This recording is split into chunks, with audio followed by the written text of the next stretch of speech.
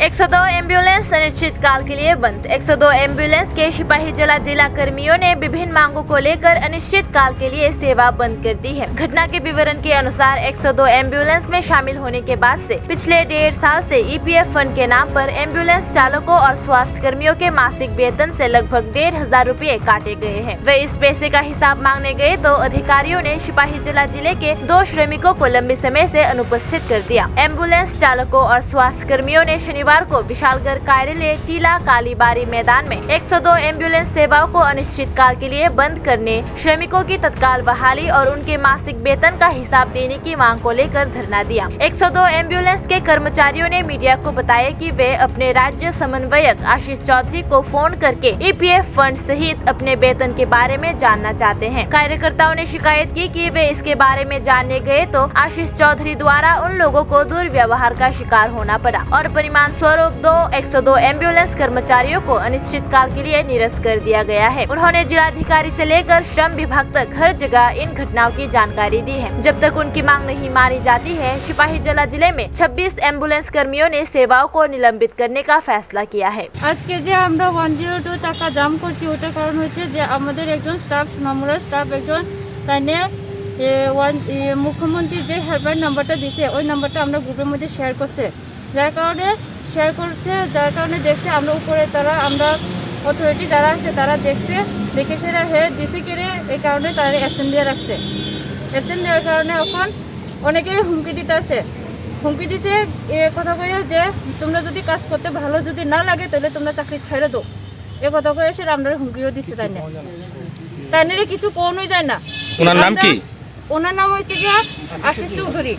উনি কে?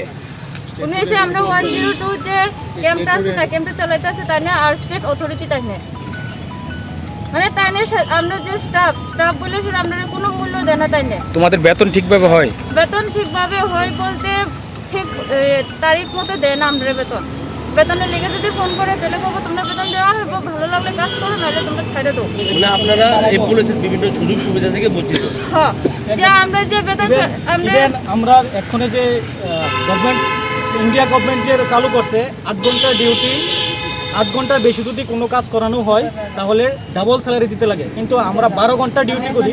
12 ঘন্টা ডিউটি করে তো আমরা স্যালারি মাত্র দেয় 9,500, ড্রাইভাররা দেয় 8,500 টাকা। আরেকটা অভিযোগ শুনলাম যে তোমাদের পিডিএফ এর টাকা নিয়ে নয়ছয় হচ্ছে, সেইটা কি সঠিক? হ্যাঁ, অবশ্যই। আমরা পিএফ টাকা বিগত 1.5 বছর ধরে হয়েছে, আমরা 1 টাকাও কোনো হিসাব নাই। পিএফ টাকা 1 টাকা কোনো হিসাব পাইতেছি না, কোথায় যাইতেছে, কি পারপাসে টাকা কাটতেছে তাও আমরা জানি। তাহলে বোঝা যাচ্ছে যে তোমাদের পিডিএফ এর টাকার চাইলে তারা এই ধরনের অজুহাত দেখায় এবং বিভিন্ন হুমকির মুখে ফেলায়। আমরা যখন 2020-2021 যে করোনা মহামারীর মধ্যে আমি একবার বিশ্রামগঞ্জে এই কোভিড পেশেন্ট নিয়ে বেহুশ হয়েছিলাম। তারপরে আমি তানেরে ফোন করছি যে আমরা যেই হেলথ যে ওরা কাটে এবং পিএফ কাটে ওই কাগজটা দেওয়ার লাগে, তখন তাইনে আমরা 3 মাস টাইম দিয়েছিল। 3 মাস পরে আমি যখন আবার পুনরায় তাইনেরে এই ফোন করছি যে স্যার আমরা তো মনে অ্যাক্সিডেন্ট হইতেই পারে, যেহেতু করোনা মহামারীর মধ্যে যে লড়াই করতেছি, তখন তাইনে আমরা লোকে কোয়েশ্চেন করছে হাউ আর ইউ, মানে তুমি কে, তুমি কি লিডার? তখন আমরা কইছি যে না স্যার আমরা লিডার না, আমরা পাও না, যেটা আমরা থেকে 1,500 টাকা করে প্রতি মাসে স্যালারি কাটতেছেন ওইটা আমরা দেন, যেটা আমরা প্রতিশ্রুতি দিয়েছিলেন। তারপরে আমরা যেই একটা অ্যাডভার্টাইজমেন্ট দিছে আমাদের মাননীয় মুখ্যমন্ত্রী, যেটা আমরা জনসাধারণের ভালো লাগিয়া, ওইটার মধ্যে যখন আমরা কমপ্লেন রেজিস্টার করতে চাইছি, প্রথমত মনীষরে অ্যাবসেন্ট দেওয়া হয়েছে।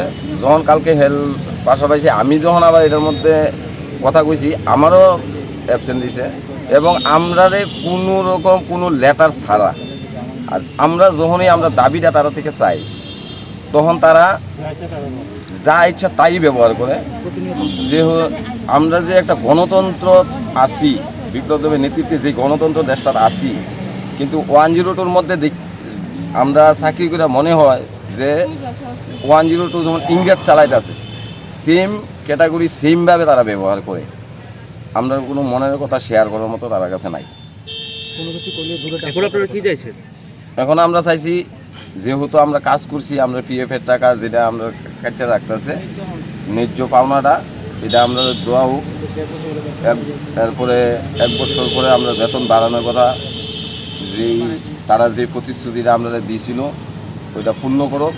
আর যতদিন পূর্ণ না করব ততদিন আমরা এই চাক্কা জাম থাকবে। पूरे सिपाही जला जिले में 102 एम्बुलेंस सेवाएं बंद हो गई हैं क्योंकि उत्तेजित एम्बुलेंस कर्मियों ने सेवाएं निलंबित कर दी हैं। अब ये देखना बाकी है कि अधिकारियों इस पर क्या कदम लेंगे।